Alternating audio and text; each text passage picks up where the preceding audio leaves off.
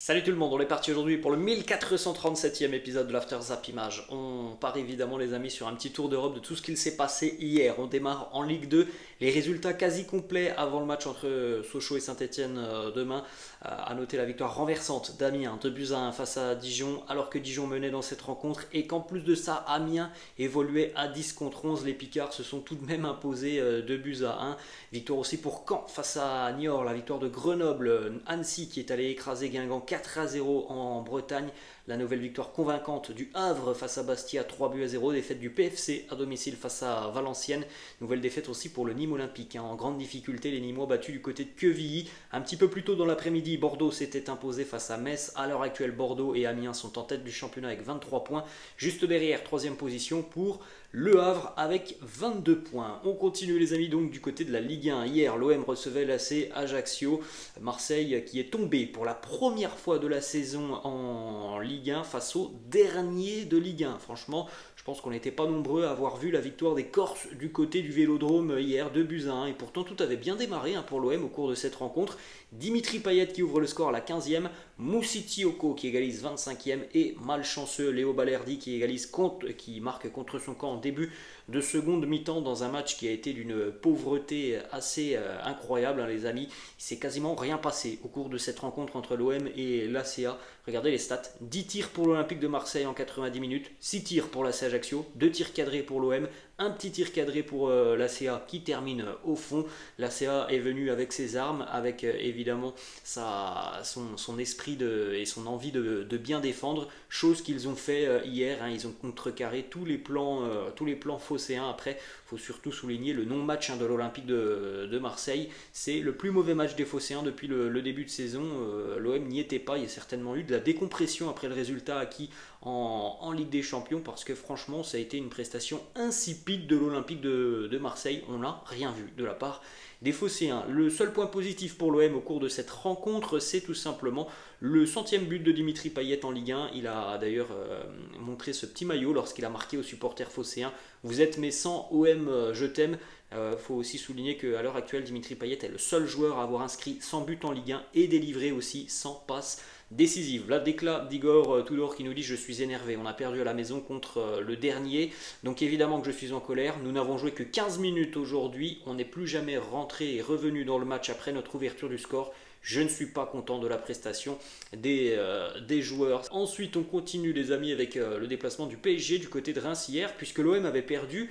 Le PSG avait l'occasion de prendre le large au niveau de la tête du championnat. Ça a été compliqué aussi pour le PSG hier en déplacement du côté de Reims. Score final 0-0. Le PSG qui a joué une mi-temps à 10 contre 11 après l'expulsion de Ramos un petit peu avant la mi-temps. Regardez les stats de cette rencontre les amis. 24 tirs pour le Stade de Reims hier face au PSG. 11 tirs côté parisien, 4 tirs cadrés à 3 pour les Rémois. Encore une fois, Donnarumma a sorti des arrêts déterminants au cours de cette rencontre.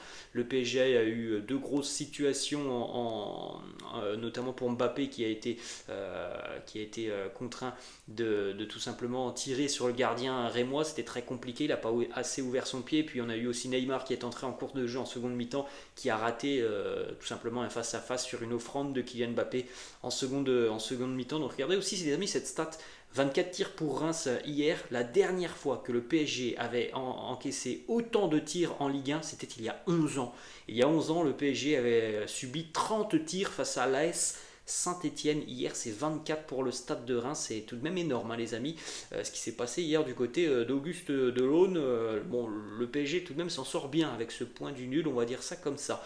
Une petite information sur Sergio Ramos, expulsé hier pour la 28e fois de sa carrière. C'est assez parlant quand même les amis, 28e fois de sa carrière que Ramos a été expulsé. La dernière fois c'était tout de même il y a 5 ans pour Sergio Ramos, c'était en 2017 lors d'un Classico.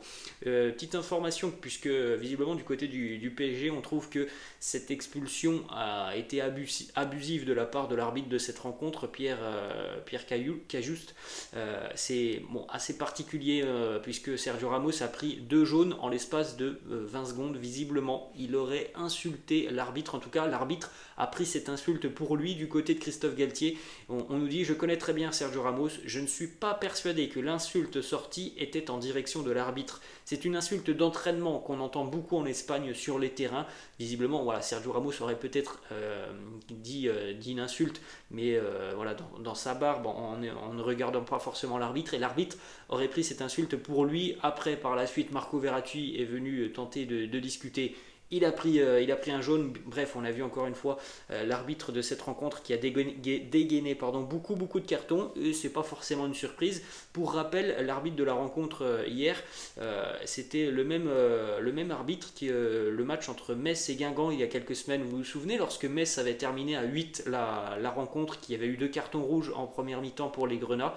Eh bien, c'était le même arbitre, donc bon, c'est peut-être pas forcément une surprise il a dégainé hier très rapidement les cartons. On avait franchement l'impression, lorsque l'on regardait le match, les amis, qu'il fallait absolument pas venir parler avec l'arbitre, sinon c'était directement carton jaune, et c'est ce qui s'est passé pour Sergio Ramos, même si visiblement il a eu des mots insultants. Ensuite, on continue les amis avec la réaction de Marquinhos sur Ramos. Il nous dit: c'est incroyable, il faut que l'arbitre garde le contrôle du match, on ne peut même plus les approcher. Ensuite, on voit aussi ce qui s'est passé au cours de la mi-temps, puisque le carton rouge il était intervenu juste avant la mi-temps. Donc au retour des vestiaires, les amis, on a vu les paroles de Marco Verratti envers l'arbitre et le 4e arbitre de la rencontre. Verratti qui nous dit: si l'arbitre fait exprès comme ça, ce n'est pas bien, on s'entraîne toute la semaine pour gagner, pour au final se faire enculer comme ça. Voilà les mots de Marco Verratti qui, à mon avis, va certainement prendre aussi une suspension par rapport à ces mots qui ont été captés, parce que voilà, il y en a les caméras de Canal qui ont capté ces moments. On a Kylian Mbappé qui était aussi présent et qui disait tout simplement: mais vous êtes complètement fou. Donc voilà, on a disjoncté un petit peu hier du côté du Paris Saint-Germain, et faut le dire aussi les amis, l'arbitre il a été mauvais au cours de cette rencontre. Il n'a pas su, comme le dit Marquinhos, tenir la rencontre, et évidemment on peut comprendre un petit peu la frustration des Parisiens. Malheureusement les amis, ce carton rouge pour Sergio Ramos il va être handicapant pour le PSG, puisque la semaine prochaine, on le rappelle, c'est le Classico face à l'Olympique de Marseille. Presnel Kimpembe et Sergio Ramos seront absents face à l'OM, donc Christophe Galtier va devoir innover en défense centrale. Ensuite, une petite déclat purement sur le match. Là, on a Nordi Mukiele qui nous dit: on va mettre l'arbitrage de côté et parler de nous, de notre match. Je pense que nous n'avons pas fait un super match et qu'on s'en sort bien avec ce nul. Voilà, il a totalement raison. Sur le match, franchement, le PSG a été très moyen. Alors oui, ils ont joué à 10 contre 11 pendant une mi-temps, mais ils ont aussi joué à 11 contre 11, les amis, pendant toute la première mi-temps. Et franchement, la première mi-temps du PSG, elle est très très moyenne hier, et ils s'en sortent avec notamment des arrêts aussi importants de Gigi Donnarumma. Petite déclat de Christophe Galtier sur le match de Mbappé, encore une fois un match très moyen pour Kylian. Galtier qui nous dit évidemment que Kylian est un peu orphelin de Léo et Neymar. Ça, je m'en doutais. Dans mes plans, je voyais l'association avec Ney exister à un certain moment. On l'a vu en seconde mi-temps lorsque Neymar est entré. Il y a eu une très bonne passe de Mbappé pour Neymar. Neymar s'est raté. Il a fermé son pied devant le gardien rémois et ça passe à côté. Sinon, le match de Mbappé est très très très limite tout de même hier face au Stade de Reims. Et Mbappé, en plus de ça, à l'issue de la rencontre, il a laissé ce petit message énigmatique sur son compte Instagram avec cette petite légende: match nul et rendez-vous mardi en Ligue des Champions. Et vous avez ces hashtags en dessous: ici c'est Paris et hashtag PivotGang. Alors voilà, c'est le hashtag PivotGang évidemment qui a fait réagir un petit peu tout le monde sur les réseaux sociaux. Est-ce que c'est de l'autodérision par rapport à son utilisation au PSG? On l'avait vu il y a quelques semaines, il s'était plaint de son positionnement au PSG par rapport à son positionnement en équipe de France. Il n'aime pas trop ce rôle de pivot. Ou est-ce que c'est une nouvelle fois pour en remettre une couche et pour dire voilà, je ne me sens pas bien dans ce rôle en tout cas. Voilà, il a laissé ce message, Kylian Mbappé, et évidemment ça fait beaucoup parler sur les réseaux sociaux. Ensuite on continue les amis, on va du côté de l'Olympique Lyonnais. Une information de Foot Mercato: selon Foot Mercato, Peter Bosz devrait être licencié par l'Olympique Lyonnais. La journée d'aujourd'hui va être très importante du côté de l'OL. Il se pourrait que le tandem Gueïda Fofana, Claudio Cassapa assure l'intérim jusqu'à la fin de saison. C'est pour le moment une éventualité du côté de l'OL. Peter Bosz s'est d'ailleurs expliqué avec Alexandre Lacazette. Alors on en a parlé hier les amis, des déclarations complètement dingues du côté de l'OL après la rencontre. Il s'est expliqué avec Alexandre Lacazette puisqu'il n'a pas apprécié tout simplement les critiques d'Alexandre vendredi après le match nul face à Toulouse. Donc on ne sait pas trop ce qu'il s'est dit entre les deux hommes, mais il y a eu une explication. On poursuit les amis du côté de l'Espagne. La compo et le groupe retenu par Xavi pour la réception du Celta Vigo. Ce soir, le Barça affronte le Celta avec l'objectif de reprendre la tête en Liga. Frenkie de Jong, c'est à noter, est de retour dans le groupe catalan. On continue du côté de Madrid. Hier, derby entre Retafe et le Real. Victoire pour les Merengues 1-0 à Retafe. But d'Eder Militao, tout début de rencontre, 4e à la suite d'un corner très bien tiré par Modric. Militao qui vient placer son coup de tête et ça fait 1-0. Et au final, au cours de cette rencontre, le Real ne sera jamais inquiété par Retafe. Deux déclats sur cette rencontre. Ancelotti qui nous dit l'équipe a très bien joué, on mérite de gagner. En plus de ça, on conserve un clean sheet. Nous n'avons pas été aussi efficaces que l'on aurait souhaité devant, mais je suis satisfait. Une déclat d'Antonio Rudiger qui nous dit le clean sheet était très important pour notre confiance et la confiance dans la défense. Le seul point négatif ce soir, c'est qu'on n'a pas réussi à marquer le second but. On continue les amis notre tour d'Europe du côté de l'Angleterre. Victoire hier pour Chelsea, 3-0 face à Wolverhampton. 4 jours après s'être imposé en Ligue des Champions face à l'AC Milan 3-0, Chelsea remet le couvert hier face aux Wolves avec notamment un but pour Kai Havertz, un but pour Pulisic et un but aussi pour Armando Broja. Et il faut souligner tout de même qu'il y avait 7 changements hier dans l'effectif des Blues de Chelsea par rapport à l'équipe qui a débuté face à l'AC Milan. Ce sont des choix évidemment de Graham Potter qui ne voulait pas surcharger les joueurs qui avaient déjà joué en milieu de semaine. Graham Potter qui nous dit sur les 7 changements, bon, Thiago était malade mais a joué contre Milan avec 2 jours pour récupérer, c'était court, donc nous n'avons pas voulu prendre de risques. C'était pareil pour Ben Chilwell, il fallait être prudent, donc 7 changements hier et pourtant Chelsea a été convaincant dans le jeu. Graham Potter qui nous dit dès le début j'ai été impressionné par l'ouverture d'esprit des joueurs et j'ai vu à quel point ils étaient responsables. C'est difficile de garder le même 11 vu notre calendrier, mais je vois de la régularité dans notre manière de jouer. Ça, c'est toujours positif pour une équipe, évidemment, quand tu fais énormément de changements et que pourtant ton équipe continue de jouer de la même manière, c'est très très positif. Autre résultat hier en PL, le nouveau carton de Manchester City, 4-0 face à Southampton avec une prestation exceptionnelle de Joao Cancelo, un but pour Phil Foden, un but pour Riyad Mahrez et un but évidemment pour Erling Haaland. Regardez le bilan de Manchester City à domicile cette saison en Première Ligue. 4 buts face à Bournemouth, 4 buts face à Crystal Palace, 6 buts face à Nottingham, 6 buts face à Manchester United, 4 hier face à Southampton, 24 buts marqués en 5 matchs à domicile. La moyenne de buts, c'est 4,8 à domicile pour les Sky Blues de Pep Guardiola. C'est hallucinant. Petite déclat justement de Pep qui nous dit « Nous avons très bien joué face à une équipe combative. J'ai l'impression que les joueurs offensifs auraient pu être encore plus efficaces. Mais globalement, je suis assez satisfait de ce que j'ai vu. Ça a été dominé de la tête et des épaules cette rencontre par les Citizens. Je crois que sur cette semaine, City, c'est plus de 50 tirs. Le match face à Copenhague et face à Southampton. 50 tirs pour à peine 10 tirs encaissés pour les Citizens. Et donc un bilan qui est énorme. Ensuite, on en est donc à 15 buts maintenant pour Erling Haaland en Première Ligue. Il n'est déjà plus qu'à 8 unités d'égaler le nombre de buts du meilleur buteur de la PL de la saison passée. C'est fou les amis quand on y pense. Il a marqué aussi sur chacun de ses 10 derniers matchs avec City. Il a marqué aussi autant de buts que le meilleur buteur de Manchester City la saison dernière en PL. C'était Kevin De Bruyne qui était à 15 buts la saison dernière et qui était le meilleur buteur des Citizens. D'ailleurs, Kevin De Bruyne, hier, il a délivré sa 95e passe décisive en Première Ligue. Il a dépassé officiellement David Silva, qui était jusqu'à l'heure actuelle le meilleur passeur de l'histoire de Manchester City. C'est terminé. Maintenant, le meilleur passeur de l'histoire de Manchester City, c'est Kevin De Bruyne, qui est donc aussi le 5e meilleur passeur de l'histoire de la Première Ligue. On continue les amis avec une petite information du côté de Liverpool. Très mauvaise nouvelle pour les Reds, alors qu'il était venu sur les derniers jours de Mercato parce qu'il y avait beaucoup de pépins physiques du côté des Reds. Et bien Arthur, le milieu de terrain brésilien, va être absent des terrains pendant 4 mois. Il n'a joué que 14 minutes depuis son arrivée à Liverpool. Il va se faire opérer pour une blessure musculaire. On clôture les amis notre passage du côté de l'Angleterre avec la nouvelle victoire des Magpies de Eddie Howe. Newcastle s'impose 5-1 hier face à Brentford. Doublé de Bruno Guimaraes, un but pour Murphy, un but aussi pour Almiron. On rappelle que les Magpies s'étaient déjà imposés 4-1 le week-end dernier.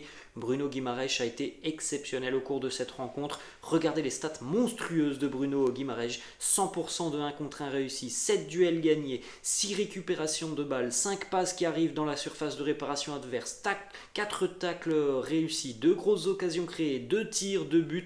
Énorme Bruno Guimaraes. On continue les amis du côté de l'Italie, victoire importante pour l'Inter, 2-1 hier du côté de Sassuolo, doublé d'Edin Dzeko, ça fait du bien aux interistes en difficulté en Serie A, une bonne semaine pour l'Inter, victoire face au Barça, victoire du côté de Sassuolo, et donc la semaine prochaine, match retour du côté du Camp Nou face au Blaugrana. L'AC Milan dans le choc hier s'est imposé 2-0 face à la Juventus. Fikayo Tomori 45e plus 1 et Brahim Diaz en début de seconde mi-temps. Brahim Diaz qui a transpercé la défense turinoise depuis le milieu de terrain. Match complètement dominé par l'AC Milan. La Juve n'a pas existé au cours de cette rencontre et pourtant Milan a quand même beaucoup de blessés. C'est ça qui est inquiétant de voir le niveau entre les deux équipes. L'écart est tout de même très important entre les deux équipes et pourtant Milan a beaucoup de pépins physiques. Regardez un petit peu l'ambiance hier du côté de San Siro, ambiance exceptionnelle pour ce très gros match de la saison qui a été maîtrisé par les hommes de Stefano Pioli. On continue les amis avec les résultats complets de la Bundesliga hier, même s'il y a encore 3 matchs cet après-midi. On a les résultats de ce samedi. La première victoire de Bochum face à l'Eintracht Francfort 3-0. Le nul de Leipzig un partout du côté de Mayence. Christopher Nkunku a été buteur.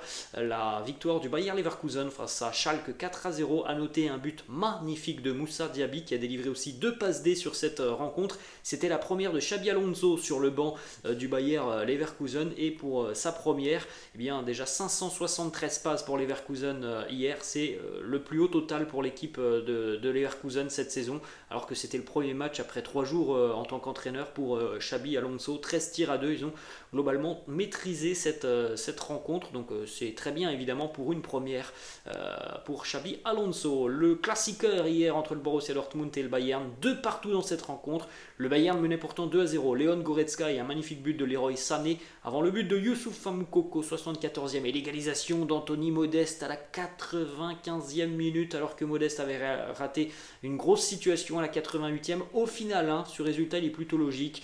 Le Borussia a eu pas mal de situations au cours de cette rencontre. Ce qui est décevant, c'est surtout pour le Bayern de mener 2-0 dans cette rencontre à un quart d'heure de la fin et de se faire revenir au score. Mais voilà, le Dortmund a eu quand même beaucoup de situations au cours de cette rencontre et si on regarde véritablement l'ensemble du match, c'est plutôt logique. Le Bayern a pêché défensivement et le Bayern a aussi certainement été beaucoup trop relâché après avoir mené 2-0.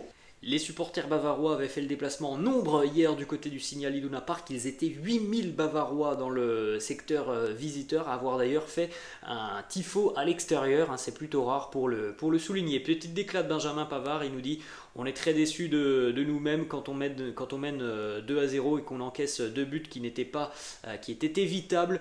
On doit surtout féliciter le Borussia Dortmund parce qu'ils n'ont jamais abandonné. Maintenant, nous, on doit regarder devant et se concentrer sur les matchs qui arrivent. Oliver Kahn, qui était présent dans les tribunes hier, qui était excédé après l'égalisation du Borussia Dortmund. Là, vous voyez la rage d'Oliver Kahn qui était complètement fou sur son siège. Il nous dit on ne doit jamais concéder ce 2 partout. Nous aurions dû terminer et clôturer ce match bien avant. Nous avons eu des situations que l'on aurait dû mieux négocier. Il est vrai que le Borussia Dortmund était quasiment mort et nous les avons ramenés à la vie dans cette rencontre. 2 petites informations pour terminer côté bavarois. Alphonso Davies qui est sorti très rapidement dans cette rencontre après un coup de pied involontaire pleine tête de Jude Bellingham. Suspicion de commotion cérébrale pour Alphonso Davies. On lui souhaite évidemment de revenir très rapidement sur les terrains. Et puis pour Matthijs de Ligt, visiblement un problème musculaire au niveau des adducteurs. Lui aussi est blessé. Voilà les amis, la fin de cette vidéo. J'espère que ça vous a plu. N'hésitez pas comme d'habitude à lâcher un petit pouce bleu. N'hésitez pas non plus à vous abonner à la chaîne. Je vous laisse. Je vous dis à la prochaine. Ciao.